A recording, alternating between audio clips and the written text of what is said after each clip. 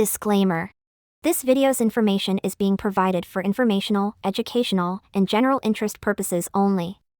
The information in this video is not intended to shock, enrage, or otherwise provoke the viewer. The sole purpose of this video was to raise awareness of true crime-related events. Copyright disclaimer: under Section 107 of the Copyright Act 1976, allowance is made for fair use for purposes such as criticism, comment, news reporting, scholarship, and research. Fair use is a use permitted by copyright statute that might otherwise be infringing. Non-profit, educational, or personal use tips the balance in favor of fair use. The man accused of killing University of Utah student Mackenzie Lueck has pleaded guilty to murder. As a result, Ayoola Ajay will spend the rest of his life in prison without the possibility of parole. News specialist Dan Raskun's been covering this case since day one. He's live at the Matheson Courthouse tonight. And Dan, we've learned some new details about this murder today. Yes, we have learned some new details. One of those new details is that Ajay admitted that apparently before the two even met up, he was planning to kill her. We've also learned a lot more about how Lueck was killed. Now, Ajay agreed to plead guilty today in exchange for life in prison rather than the death penalty. This is a very tragic case. It all started 16 months ago. Lueck vanished back in June of 2019 after returning from visiting family in California. She was a college student at the U. Her charred body was found July 3rd of 2019 in Logan Canyon.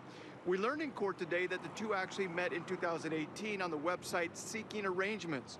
Their first in-person meeting, June 17th, the last time anyone saw Mackenzie alive.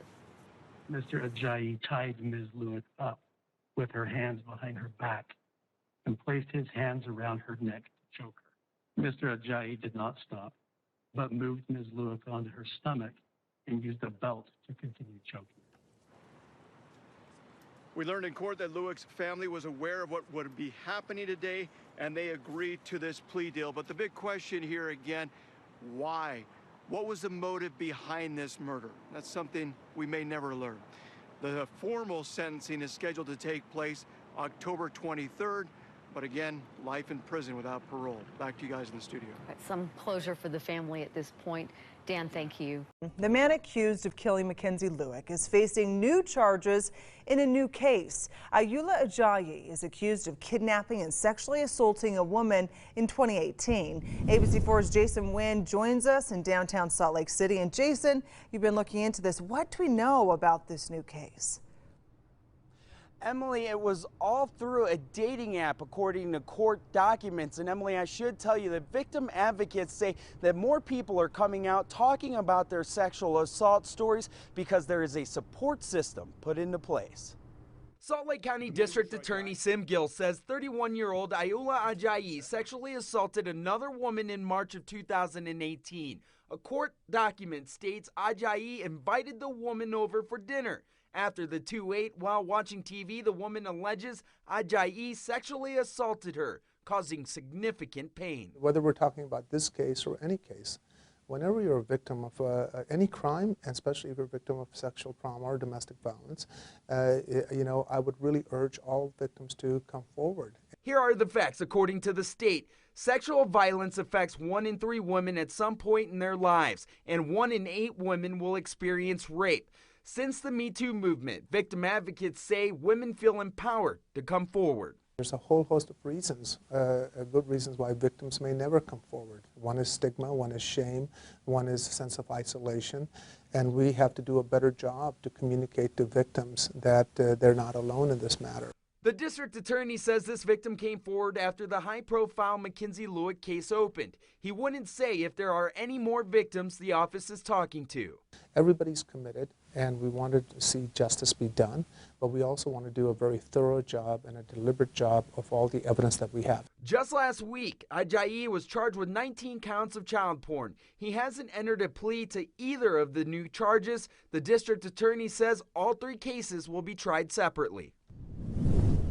Emily, ABC News reached out to Tinder, and the company says that dates should meet out in public places like the ones behind me and not in a private setting. The company also says to make sure you do your research on your date online before you meet them in person. I'm Jason Wynn, live in Salt Lake City, ABC4 News. Thank you, Jason. Well, if you or someone you know needs help, call the number you see on the screen here. It's the toll-free statewide 24-hour sexual violence crisis and information hotline. That number, 1-888-421-1100. Mr. Ajay facing capital counts, aggravated murder and aggravated kidnapping in the disappearance and death of Mackenzie Lueck. Well, during the investigation into that, investigators seizing multiple amounts of material from Mr. Ajay's home. One of those was a computer. They sent that to a forensics lab, hoping to garner some information, potentially evidence that would help them in the murder investigation. During that search, it was discovered that there were multiple pornographic images on that computer containing images, allegedly, of young children.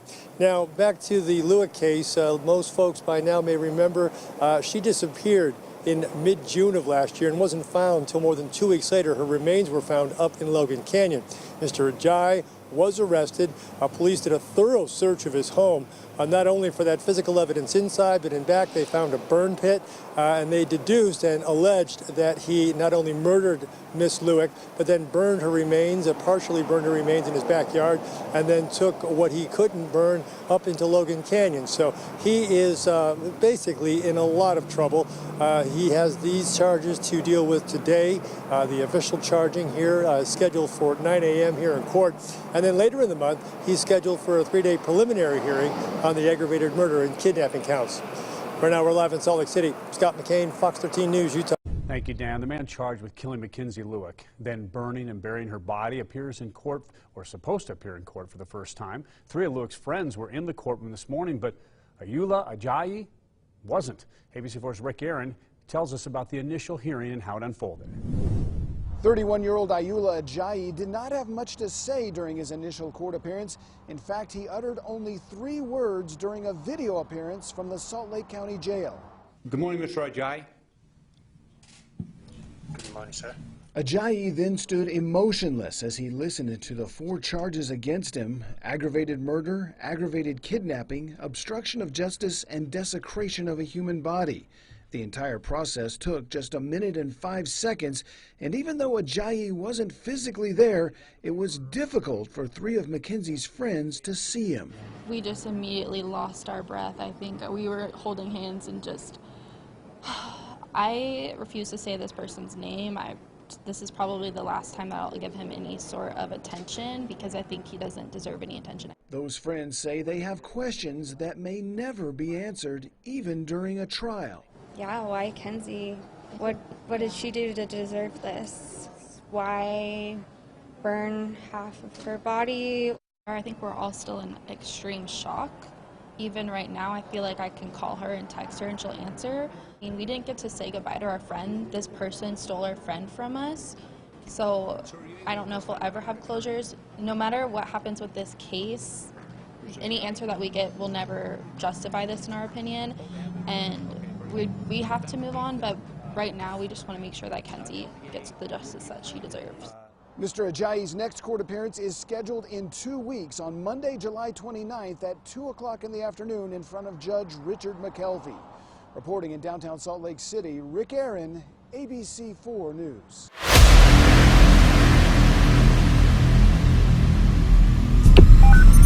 911, what's your emergency?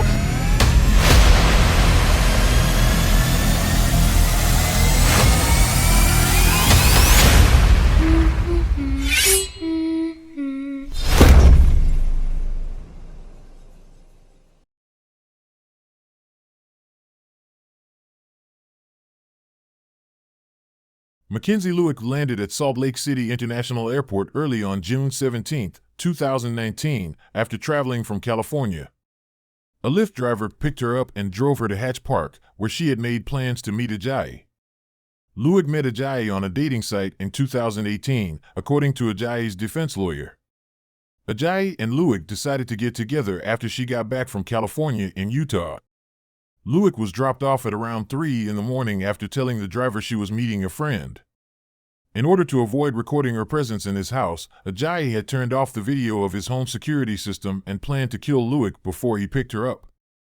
After they arrived at his house in the Fair Park neighborhood, he used rope and zip ties to tie her hands behind her back and attempted to strangle her with his hands, even after Luick told him to stop. According to Ajay, he then placed Luick on her stomach and used a belt to strangle her until she ceased to move. Luick also sustained blunt force injuries to her left side of the head. She also had a 5-centimeter hole in her skull and a portion of her scalp missing. According to an autopsy, she died as a result of brain hemorrhaging brought on by blunt force trauma to the left side of her skull. The evidence indicated that Ajay killed Luick to experience what it was like to kill, according to District Attorney Sim Gill. Ajay says that after killing Luick, he threw some of her possessions into the Jordan River and buried her body and some of them in his backyard. He burned her remains the following day. Ajay dug up Luick's remains and took them to Logan Canyon, where he buried Luick in a shallow grave in a wooded area, after police visited his home a few days later to question him about Luick's disappearance.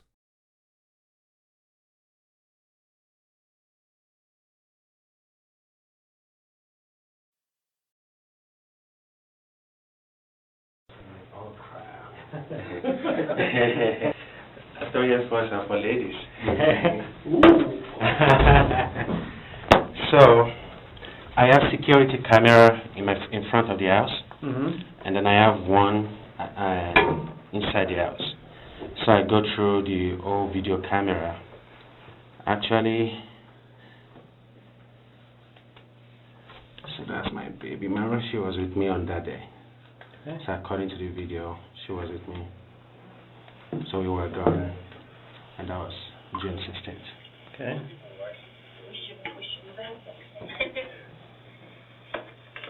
Oh, I was going to bring the whole hard drive of the old security camera, but my lawyer told me that because you mentioned that the IP and everything, that I should hold back.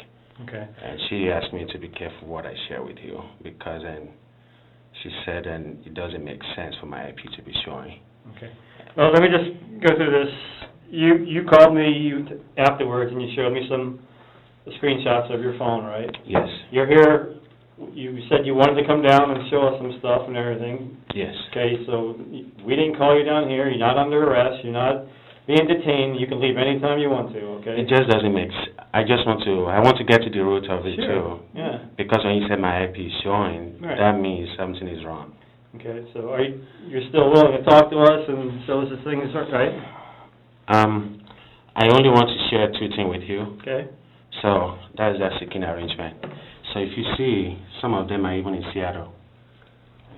And some of them, so it's like, even some of them are in Philippines.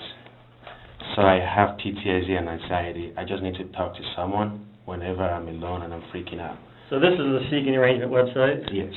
Okay. So, and I go through the whole everything. I can't see anyone that matched that profile and that matched that picture. I put it up on KUTV just like you put it up for me. I check all of them. Okay. But if you see, you can see most of them are in Seattle, Ogden, everywhere around the world. Okay. So I never even try to meet them. I just need someone to talk to whenever I'm freaking out, so to calm down. So even some of them are in Washington, D.C., and one in Logan. So all of them, all we just do is to talk. And if I met her from there, I'm positive that I probably don't want to meet her, because all this is not revealed to my baby mama, and I don't want her to know about it. So I never meet any of them. Okay. And the other thing is the seeking arrangement. There are multiple of them.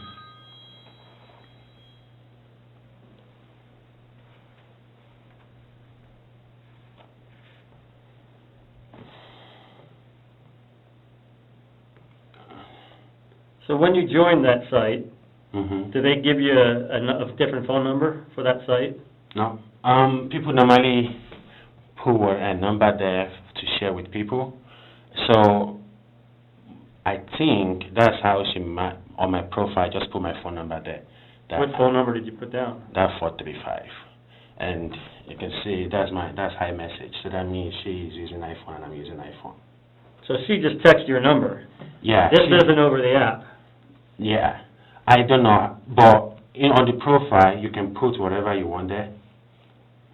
So my profile, I have my phone number there in the description that I just need someone to chat with. Can you show me that? Yeah.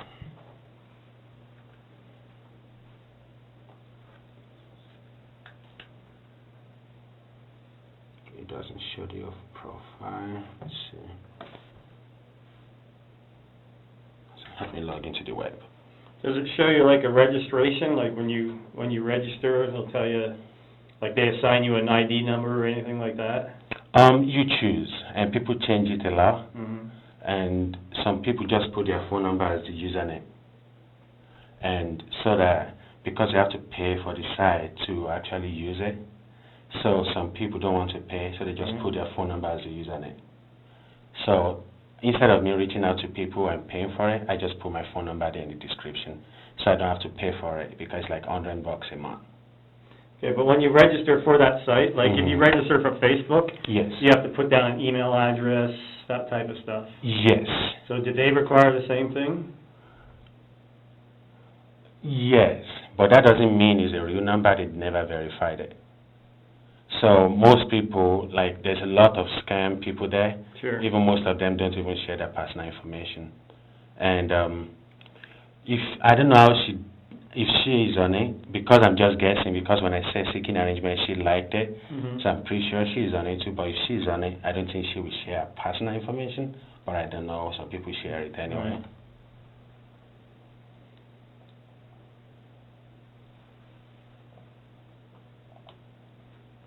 Sorry, I'm logging it on the web.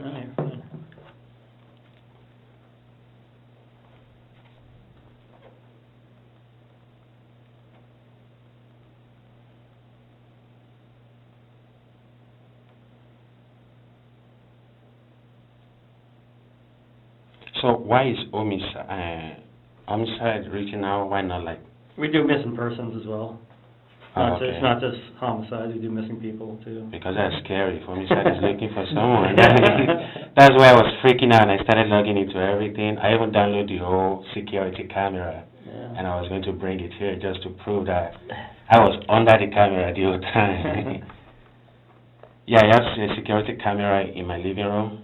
So, and when I view it, I was there the whole time that night. And then, just like I just showed you the date, my baby mama was with me, and she's pregnant.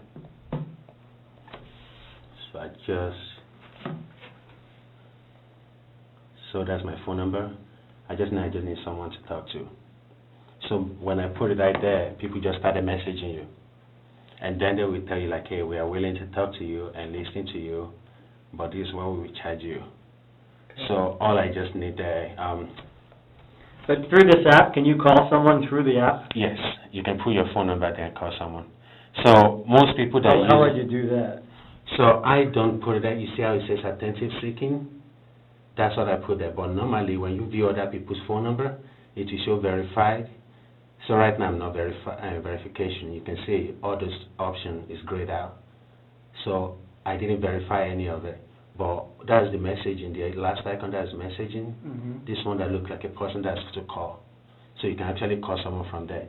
And it won't reveal your actual phone number. It will just generate a random phone number for you to use. It does give you a random phone number? Yes. So most of the people there that I reach out to, it will say, it will mention like a name of an app that is using like a phone app, like a text messaging app. So to just say this is something, leave a voice message if they don't answer. So that's why I'm thinking that it's not a real number. But they don't assign you I have a username. An ID number or anything?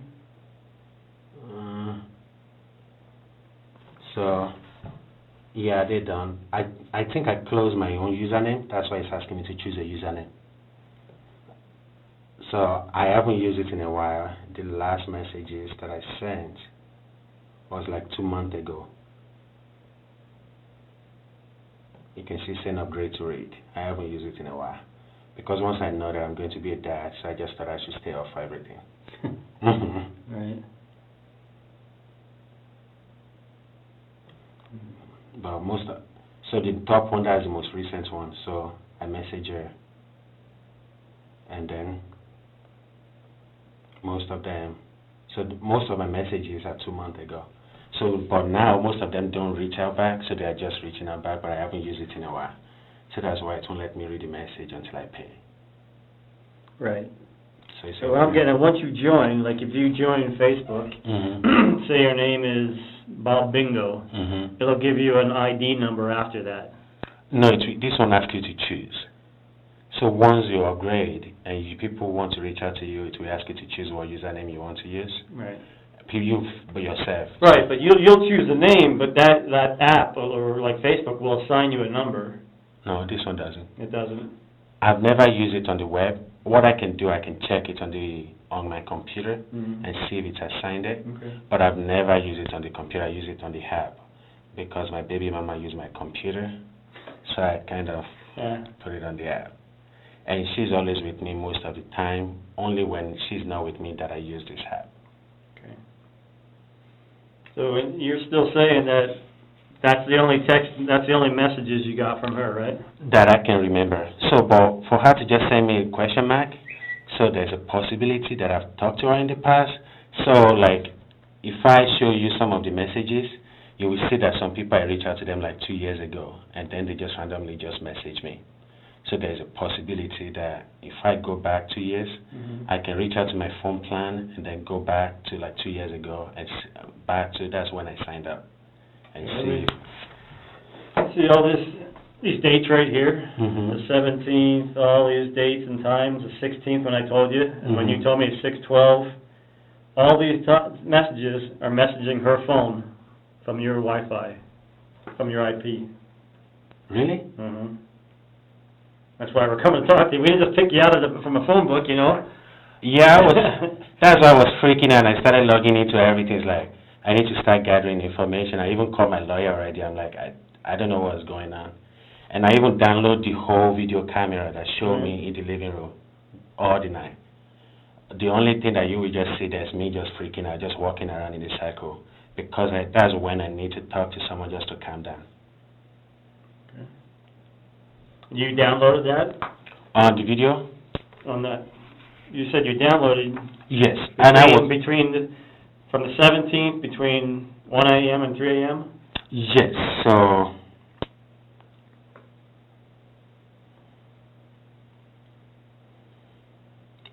Tuesday, 16.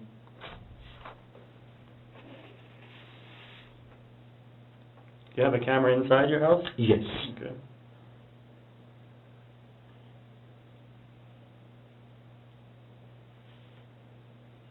And don't get me wrong, I'm not saying you did this or were involved in it at all. I'm just saying that someone at your house or someone was using your IP address, that's all. Yeah. I'm just trying to get to the bottom of it. I would like to do that because I'm freaking out already. I have anxiety and I have PTSD, so that's why I've been calling you, like, please let me help if any way I can help. Even my lawyer don't want me to come here right now. So, the last time, here's my front door. I don't know if you remember it. That's my front door. That's the front door camera. That's daylight. I'm talking about nighttime. Yeah, so that the last time is a motion sensor. The last time someone get from the come in, it's 9:58, 9:58 p.m. And then it jumped to 6 a.m. in the morning. Right, but I have the same system. I can pause it, you know. Yeah, but if you pause it, I can give you access to Vivint. I can give you authorization and see if anything is deleted. And I also have the hard drive. I can give the hard drive to you. Okay. And if someone deleted it, you'll be able to see like time different. Like it just. But what I can do is, you are right. Someone can delete it. But one thing that someone can do is, around that time, you can still view the old video from there. So that's someone delivering Grubhub, just like I told you that I was looking for food. So now let me just, you can still view the old video. So you can still view everything. And the one thing is that when someone comes in, that light up. Right. And the old time I view everything, the light doesn't light up. You can see there's no dots there. So skip the next video. The next video is at there, and then the light doesn't light up. Well, that's at 3-something a.m. Yep. Who's that at 3-something?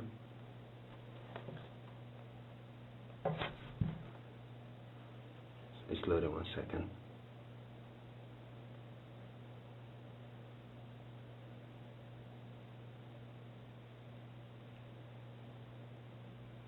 see a Wi-Fi in here that I can connect to? Should be on here, and it says SLC guest.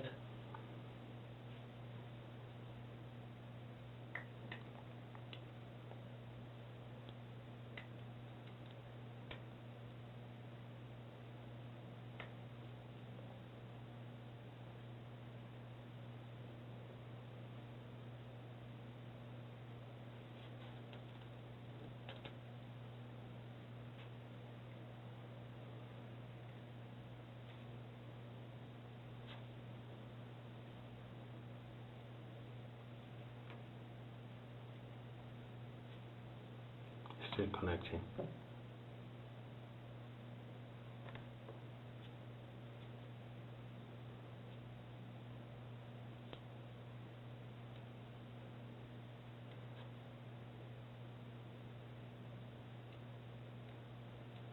So when you sign into that app and ask for a username, what is your? My username is just LLLLL, 12 of them. So like a barcode. And I also sent them to support an email. I gave them your email. So what I should have done, I should actually have CC you. I gave them authorization for you to check everything on it. So if you reach out to them, they will give you access. But that would be all I can do because my lawyer asked me not to. That's fine. Because she said she doesn't know what's going on for my IP to just randomly pop up. Well, here's the thing that doesn't make it so random is you were talking to her, I mean, you messaged her. Mm-hmm. She messaged you. No, she messaged me, and I just showed you my profile. Well, I know, but my you phone guys number went is back there. and forth a couple times. Yeah, like 2 times. Well, I mean, And she just stopped responding. So on that website, you can put it there like, you don't want this type of race or this type of gender. mm-hmm. So she stopped responding once I sent her my pictures. I thought maybe she just doesn't want my type of race, so I just stopped responding to her. Right. But she actually texted you on your phone number. Yes. Okay. So that's what I'm thinking. Maybe there's a possibility we talked in the past. I've been on it for 2 years. I go in and out. And when I check it, there's some people even still message me today that I haven't talked to since last year. And she just messaged me today, like, did you still need someone to talk to? And I said, not today, that I have someone that I'm talking to right now. So you haven't deleted any text from that number? No. The only difference is that I upgraded from iPhone 6 to iPhone 10. So I brought it with me. Which one did you have on the 16th and 17th? And this one I haven't used it since last year.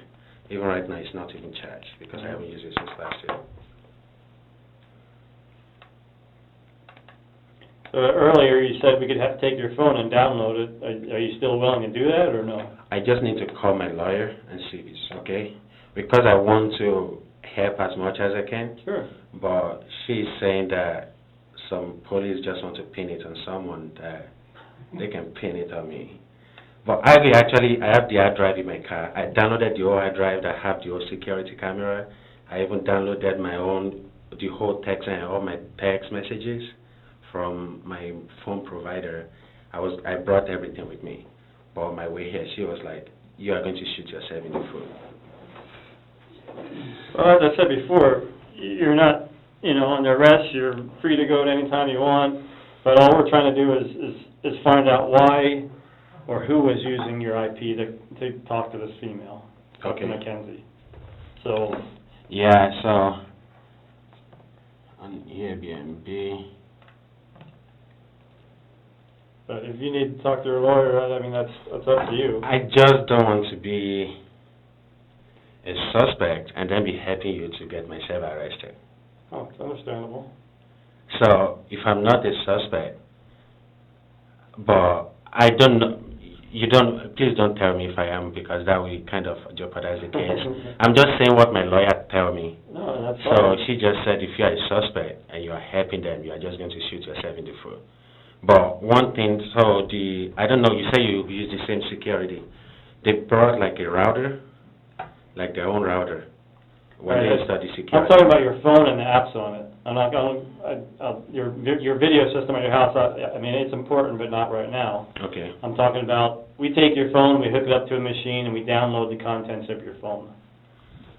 Let me get an approval from her first. Okay. You want to do that Because now, or you want to do it tomorrow, give me a call? Or I work tomorrow. I work Tuesday to Saturday. what time do you work? I work from 8 a.m. to 4 p.m. so I can come by this time if she approves. I'll be here all day. I get here at 6 a.m., so So if you download a word on it, are you going to download everything that's on your phone. So you're just going to The mirror contents. the phone. Exactly. So you have access to the app, the browsing history, everything. See, yes. Okay. Cool? I'm okay with that. But I Okay. just need the approval. That's fine. And, Give me a call tomorrow morning when you wake up. Let me know what they said. Okay, and Okay. my naked picture is on it too, so that too when I. Yeah.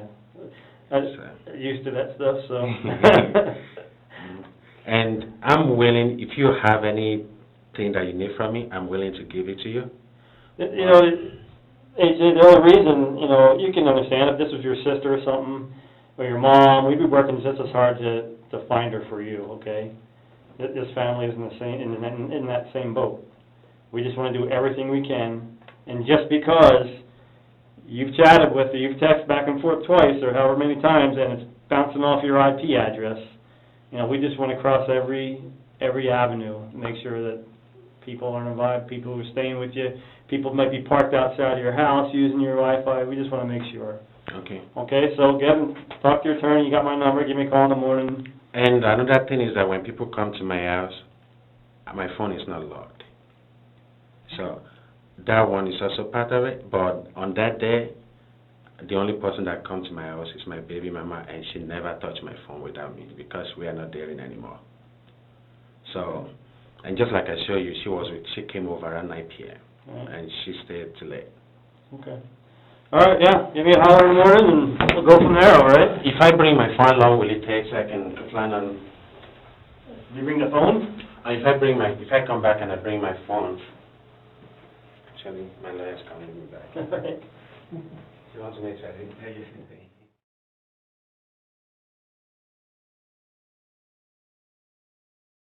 Mackenzie Lueck's father called the Salt Lake City Police Department on June 20th, 2019, to let them know that she hadn't been in contact since returning to Utah.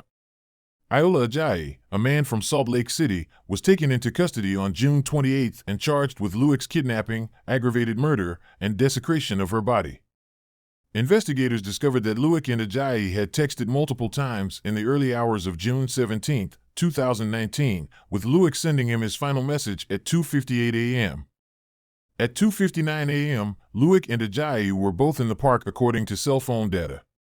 Prosecutors also claimed that Ajay's phone contained pictures of Lueck. Lueck's possessions and some of Ajay's remains were found during a search of her property. In particular, her charred personal belongings, bone, and charred muscle tissue that the Utah State Crime Lab determined to be Lueck's were found in a recently excavated area in his yard. On June 17th and 18th, Ajay had bonfires behind his garage, according to the neighbors, which caused a horrible smell. A nearby alleyway also yielded charred fabric and other items. Ajay's car was also searched by investigators, who noted that it had a strong gas smell. They discovered a red gas can there that matched the one he had bought on June 17th at 9 a.m. Ajay informed his lawyers of Lueck's burial location after being taken into custody. Prosecutors then collaborated with his lawyers to locate Lueck's body. While searching on July 3rd, investigators discovered recently disturbed ground in a wooded area off the main road. A charred human body lay in a shallow grave. Police announced the recovery of Lueck's body in Logan Canyon on July 5th. The body was identified as Lueck's by the medical examiner's office. Ajay was in Logan Canyon on June 25th from 2:30 to 4:30 p.m., according to his phone records, said Salt Lake County District Attorney Sim Gill. Originally scheduled for March 12, 2020, the trial for Lueck's murder was postponed to give prosecutors more time to review the evidence and provide it to Ajay's defense lawyers. On October 28, 2020, a 3-day preliminary hearing was scheduled. In relation to Lueck's death, Ajay entered a guilty plea on October 7, 2020, to first-degree aggravated murder and third-degree desecration of a human body. Prosecutors removed the possibility of the death penalty in exchange for dropping charges of aggravated kidnapping and obstructing justice. The guilty pleas, according to District Attorney Sim Gill, give Luik's parents some closure and a measure of justice. Judge Vernice Treese of the 3rd District sentenced Ajay to life in prison without the possibility of parole on October 23. Ajay was also given a 5-year prison term for desecrated Luik's body. Although Gill told the media that he didn't think the apology was sincere, he did offer an apology in court. In a statement, Luik's parents expressed their disappointment at never being able to watch their only daughter get married and start a family. "My daughter Mackenzie Luik was a sweet, amazing young lady with the world ahead of her," Luik's father said. "She was a good-hearted individual who had concern for other people. I will no longer be able to witness her success in life. You can't wake up from this nightmare," said Luik's cousin. "What happened to her is something I will always be unable to forgive. The monster who killed her is someone I will never be able to forgive. I have never been so angry in my life as I have been over the past 16 months. Since I am aware of how real evil is in this world, I have never been more afraid for my life." Ajay was also accused of kidnapping a second woman he met on a dating app in March 2018. After Ajay was taken into custody for the murder of Luik, the victim came forward. This case was scheduled to go to trial on December 2nd to 3rd, 2020. On October 7, 2020, Ajay entered a guilty plea to 1 count of second-degree forcible sexual abuse related to this case.